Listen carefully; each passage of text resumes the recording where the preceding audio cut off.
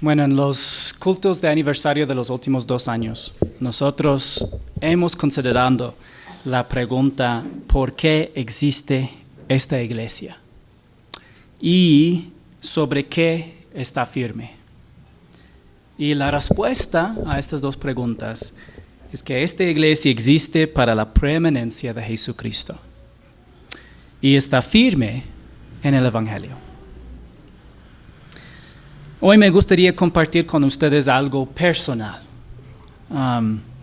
Durante este último año he comenzado a orar cada vez más para esta congregación, una oración que el apóstol Pablo hizo para los colosenses. Y aquí está en Colosenses capítulo 1, versículos 9 al 14. Leemos. Por esta razón también nosotros, desde el día que lo supimos, no hemos cesado de orar por ustedes, pidiendo que sean llenos del conocimiento de su voluntad en toda sabiduría y comprensión espiritual, para que anden como es digno del Señor, haciendo en todo lo que le agrada, dando fruto en toda buena obra y creciendo en el conocimiento de Dios. Rogamos que ustedes sean fortalecidos con todo poder, según la potencia de su gloria, para obtener toda perseverancia y paciencia con gozo, dando gracias al Padre que nos ha capacitado para compartir la herencia de los santos en la luz. Porque Él, Jesús, eso es un título, la persona y la obra de Jesucristo, nos libró del dominio de las tinieblas y nos trasladó al reino de su Hijo amado, en quien tenemos redención, el perdón de los pecados. Muchas veces durante la semana oro esto por ustedes y la mayoría de ustedes por nombre. Entonces veamos qué significa. El apóstol Pablo oró. Dice, por esta razón también nosotros desde el día que lo supimos. ¿Qué había oído el apóstol Pablo acerca de los colosenses que ya animó a él a orar por estas personas? Anteriormente en los versículos 3 al 6 leemos, damos gracias a Dios el Padre de nuestro Señor Jesucristo, orando siempre por ustedes. Pues hemos oído de su fe en Cristo Jesús y del amor que tienen por todos los santos, a causa de la esperanza reservada para ustedes en los cielos.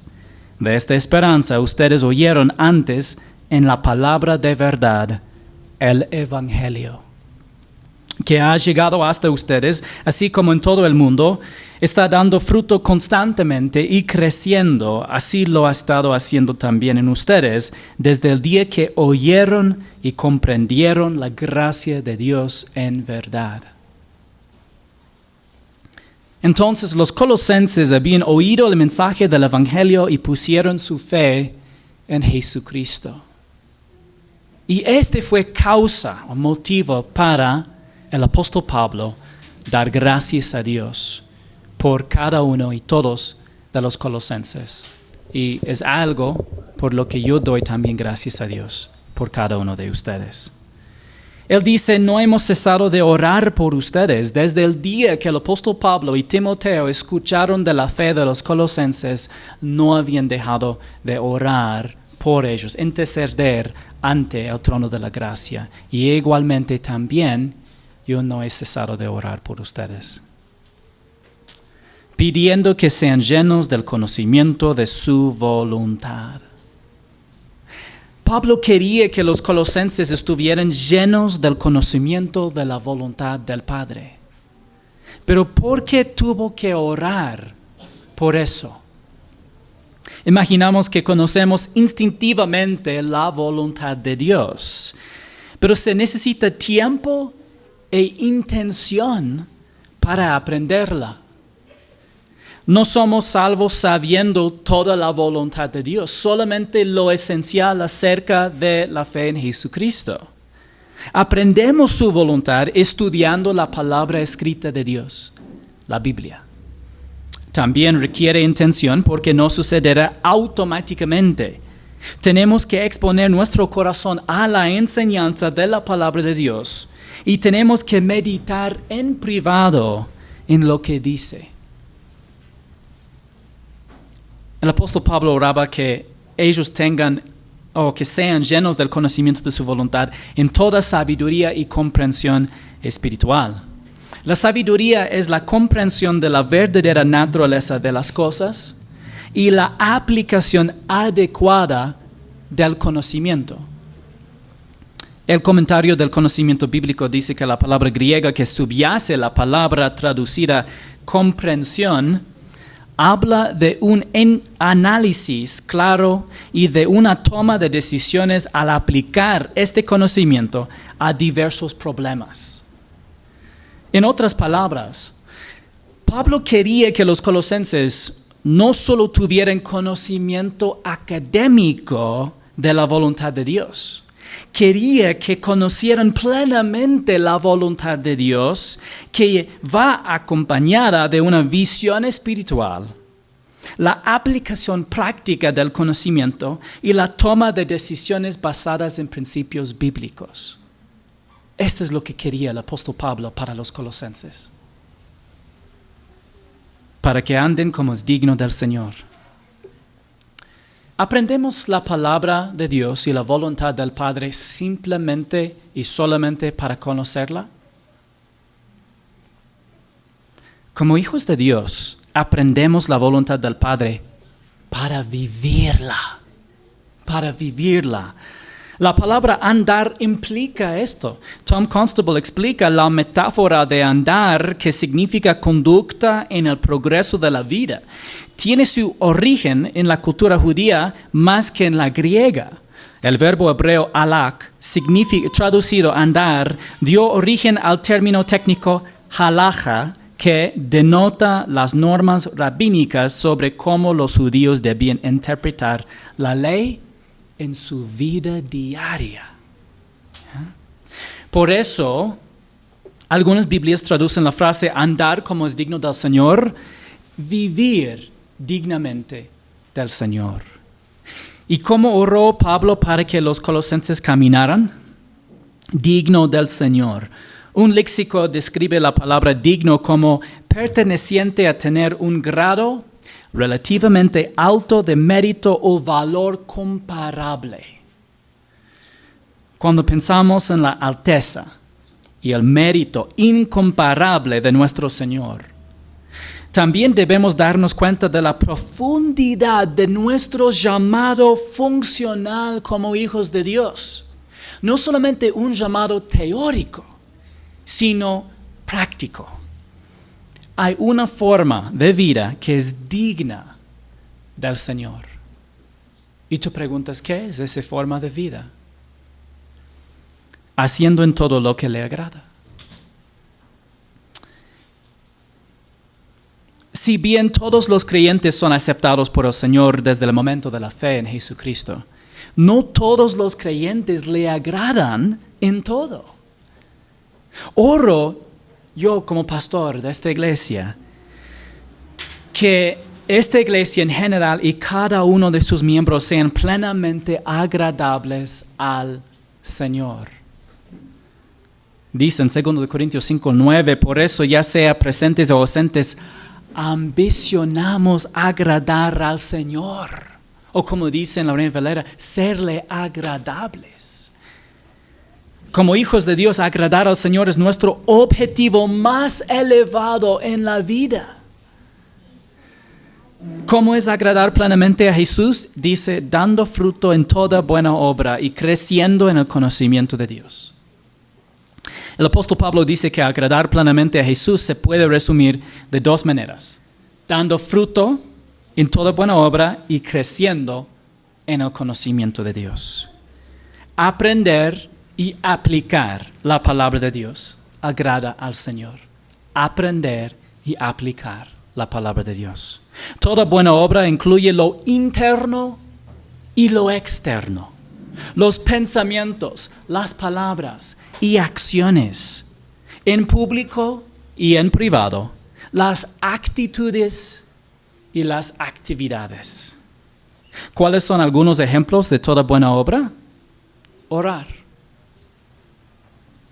leer la Biblia, adorar en la iglesia local, asistir a los cultos generales y estudios bíblicos, dar en la ofrenda voluntaria, compartir el evangelio, discipular a nuevos creyentes, participar en los ministerios de la iglesia local, practicar la hospitalidad hacia creyentes que no son miembros de su familia, perdonar a los demás, decir la verdad incluso cuando sea difícil, aceptar la corrección, dar a otros creyentes necesitados, exhortar y animar a otros creyentes en Cristo, alabar a Dios en público y en privado, anteponer el bien de los demás a uno mismo, amar y cuidar a su familia, practicar la separación bíblica de los falsos maestros, fomentar el amor de Cristo en su familia y magnificar a Jesucristo. Solamente son 20 ejemplos y podía dar muchos más. Pero la razón que les di unos ejemplos prácticos es porque es fácil imaginar que nosotros estamos aplicando la palabra cuando no enfrentamos ejemplos prácticos de la vida. Dar frutos acompaña al aumento en el conocimiento de Dios. ¿Y cuáles son algunos ejemplos de cómo aumentar el conocimiento de Dios? Bueno, aprender y ser capaz de discernir el mensaje del Evangelio, la doctrina de la seguridad eterna del creyente, la naturaleza de la familia de Dios, las promesas y pactos de Dios para Israel, el plan de Dios para la historia humana, las promesas de Dios para todos los creyentes, el poder de Dios para los creyentes de hoy y las historias de grandes hombres y mujeres de fe en tiempos pasados. ¿Por qué les di una lista, un ejemplo? Porque tal vez tú ves algunas doctrinas o cosas del conocimiento de Dios en que tú reconoces que necesitas estar fortalecido. Si intentamos vivir la vida espiritual con nuestras propias fuerzas, rápidamente descubriremos que es imposible. Porque tal vez leyendo estos ejemplos, tanto de aplicaciones de la verdad en nuestras vidas, dando todo fruto espiritual en toda buena obra, y ya también un ejemplo de las diferentes doctrinas, uno ya puede sentir un poco abrumado y decir, ¿cómo voy a conocer todo esto? ¿Y cómo voy a aplicar todo esto en mi vida? Si intentamos aprender la palabra divina confiando en nuestro propio intelecto, terminaremos confundidos. Y esta es la razón que el apóstol Pablo no terminó su oración ahí. Él dijo, rogamos que ustedes sean fortalecidos con todo poder según la potencia de su gloria.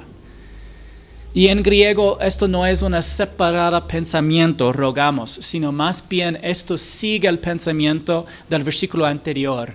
¿Cómo pueden los creyentes dar fruto en toda buena obra y seguir creciendo en conocimiento de Dios? Es mediante ser fortalecidos con todo poder según la potencia de su gloria para obtener toda perseverancia y paciencia con gozo. Es decir, necesitamos recibir el poder del Espíritu Santo para aprender y aplicar su palabra en nuestras vidas. Dios ha puesto el poder de su Espíritu a disposición de cada creyente en Cristo. Todos. Y entonces no podemos vivir la vida espiritual con nuestras propias fuerzas. Pero tampoco tenemos excusa para no acceder al poder divino. Porque Dios ofrece ese poder gratuitamente a todos los creyentes. Por supuesto, esto requiere una actitud humilde. Admitir que no somos lo suficientemente fuertes o inteligentes para vivir esta vida cristiana por nuestros propios méritos y habilidades. Porque Dios nos da su poder divino, dice, para obtener toda perseverancia y paciencia con gozo. El apóstol Pablo no estaba orando para que un nuevo derramamiento del Espíritu Santo caiga sobre los creyentes para que hagan milagros. quería que sus vidas exhibieran el fruto del Espíritu, especialmente el carácter de nuestro Salvador, perseverancia, paciencia y gozo. Si accedemos al poder divino por la fe en el Hijo de Dios, la confianza en la gracia de Dios y la sumisión a la guía del Espíritu de Dios, tendremos gozo. No tendremos este gozo sin circunstancias difíciles. Todavía tendremos que perseverarlas. Y no tendremos esta alegría o gozo sin personas difíciles. De hecho, todos somos personas difíciles. Y es necesario que podamos tener paciencia con todas las demás personas difíciles, unos para con los otros, dando gracias al Padre que nos ha capacitado para compartir la herencia de los santos en la luz. Cuando nuestra mente está puesta en las cosas de arriba, tendremos una actitud agradecida. ¿Y por qué daríamos gracias al Padre? Porque nos ha capacitado para compartir la herencia de los santos en la luz. Si eres creyente en Jesucristo, el Padre te ha calificado para compartir la herencia de los santos. Y este debería ser un pensamiento profundamente humillante para todos nosotros. No hay nada humanamente que pudiéramos haber hecho para capacitarnos para compartir la herencia de los santos. Por nuestros propios méritos no estamos en absoluto calificados. ¿Por qué? Porque somos pecadores. Para calificarnos, para compartir esta herencia, tuvo que cambiar totalmente nuestra identidad.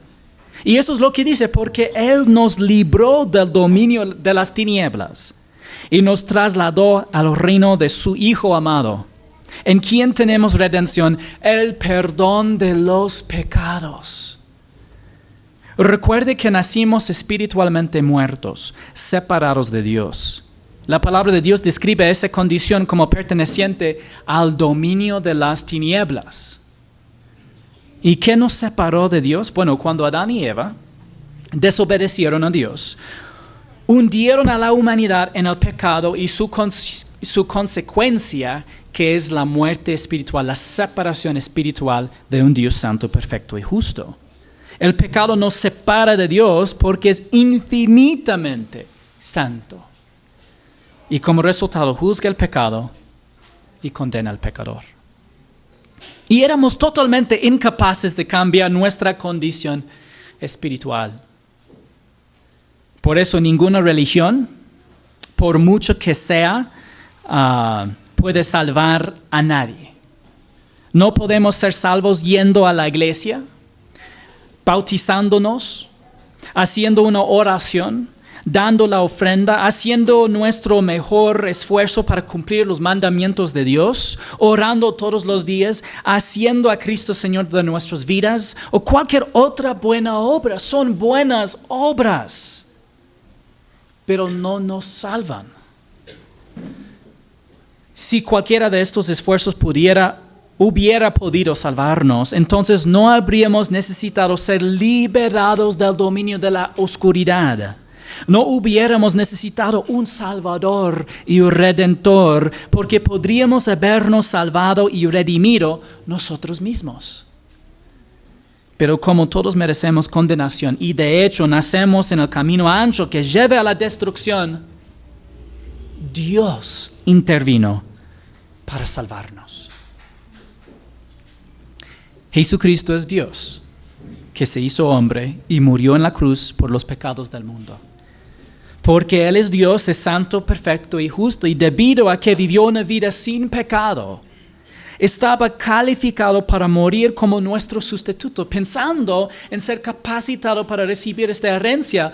Todos nosotros no, por nuestros propios méritos, podríamos haber alcanzado o sido capacitados para recibir esta herencia porque somos pecadores, pero Cristo ocupó su capacitación más bien para tomar nuestro lugar en la cruz. Era absolutamente santo, perfecto y justo. No tuvo pecado y por esta razón fue calificado para ser el único sustituto de toda la humanidad. Dice en Romanos 5:8, pero Dios demuestra su amor para con nosotros en que siendo aún pecadores, Cristo murió por nosotros. Cada pecado que se cometió en el pasado y cada pecado que se cometerá en el futuro fueron derramados sobre Él y juzgados. Y cuando recibió cada pecado de todos de la historia humana, clamó en la cruz, consumado es. Y esa frase significa pagado por completo. Él pagó en su totalidad la deuda de nuestro pecado y vergüenza. Murió la muerte que nosotros merecemos. Y al tercer día resucitó, demostrando que es verdaderamente Señor y Dios y que Él había pagado por nuestra salvación, perdón de pecados y vida eterna en la cruz de Calvario. ¿Y cuándo será nuestra esta salvación? Cuando ponemos nuestra fe solo en Cristo, somos transferidos al reino del Hijo amado de Dios, somos redimidos y se nos perdonan todos nuestros pecados pasados, presentes y futuros. Hechos 16:30-31 dice, y después de sacarlos dijo, señores, ¿qué debo hacer para ser salvo? Ellos respondieron, vaya a la iglesia fielmente toda tu vida hasta que mueres. No. Dijo, haga a Jesús Señor de tu vida y sed muy obediente. No. Dijo, tener remordimiento por tus pecados y dejarles atrás. Tampoco. ¿Ya? Esto es de depender en uno mismo poder santificarse. Más bien solamente dijo, cree en el Señor Jesús y serás salvo tú y toda tu casa. Para poder creer en Jesús como un Salvador, uno tiene que reconocer que es un pecador necesitando la salvación, pero también reconociendo que no puede salvarse a sí mismo y confiando plenamente, solamente en Jesús. Recibimos la salvación, el perdón de los pecados y la vida eterna a través de la simple fe en Jesucristo, porque Él ya pagó por ellos en la cruz. Si has confiado en Jesucristo, entonces la oración del apóstol Pablo por los colosenses es mi oración para ti. Que sean llenos del conocimiento de su voluntad, en toda sabiduría y comprensión espiritual, una habilidad de aplicar la palabra en tu vida de forma práctica, para que anden como es digno del Señor, viven de una forma que refleje nuestra identidad en Cristo, haciendo en todo lo que le agrada, porque esto es nuestro mayor objetivo en la vida, dando fruto en toda buena obra y creciendo en el conocimiento de Dios, aprendiendo y aplicando su palabra. Rogamos que ustedes sean fortalecidos con todo poder según la potencia de su gloria, porque no podemos ni aprender ni aplicar la palabra por nuestras propias fuerzas, para obtener toda perseverancia y paciencia con gozo. La mayor cosa que Dios quiere desarrollar en nosotros es la vida de Cristo. Dando gracias al Padre que nos ha capacitado para compartir la herencia de los santos en la luz, nuestra salvación. Porque Él nos libró del dominio de las tinieblas y nos trasladó al reino de su Hijo amado, en quien tenemos redención, el perdón de los pecados. Esta es mi oración por ti.